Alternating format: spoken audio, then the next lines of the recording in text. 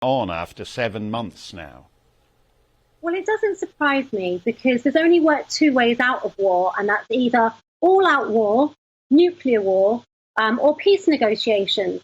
Now, we saw from the start that Boris Johnson, he went over there, he sent money over, he immediately put sanctions on. There was no calls for peace, there was no calls for negotiation. Now, if you at the start, like I did, said, well, why are we escalating this? Why don't we try and get a negotiation? You get called a Putin sympathizer, an apologist. And, you know, I had to add a caveat to every question I asked about the Ukraine. You know, why is this happening? What was the conflict that was beforehand? What was the history in Donbass? People would immediately say, I had to have a caveat. I'm not a Putin sympathizer. I'm not an apologist. I just want to know the background. And it was very similar with COVID and the lockdowns. You've got this immediate really highly charged, very emotive propaganda coming out.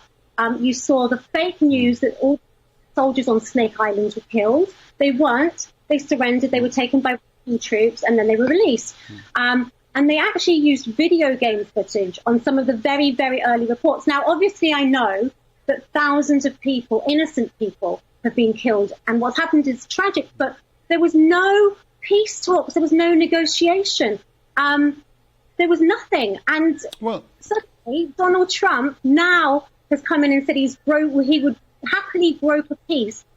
But everyone's silent. This should be the biggest news, that somebody actually wants to try and find peace in the area.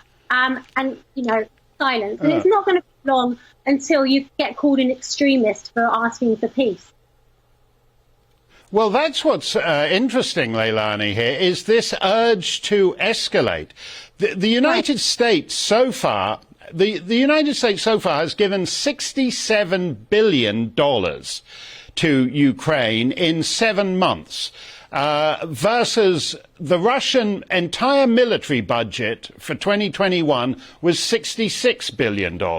So in other words, the Americans are spending at twice the rate on Ukraine that the Russians are doing on their entire military. These are staggering sums of money. We're not being anti-American here. I know you, although you are the very epitome of an English rose, but you actually happen to have a US passport. So we're not foreigners like insulting the Americans, but this is deeply weird. $67 billion I was in Ukraine a couple of months ago. Hotels cost like €7 a night.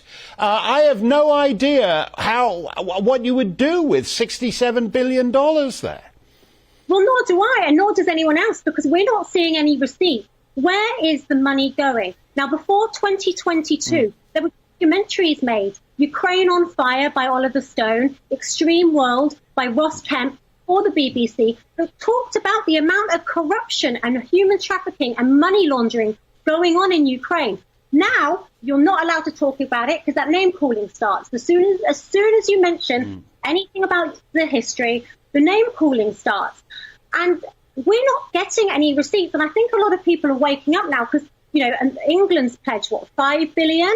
You know, we've got massive problems here. And Liz Truss's last tweet was about Ukraine. What is going on in England?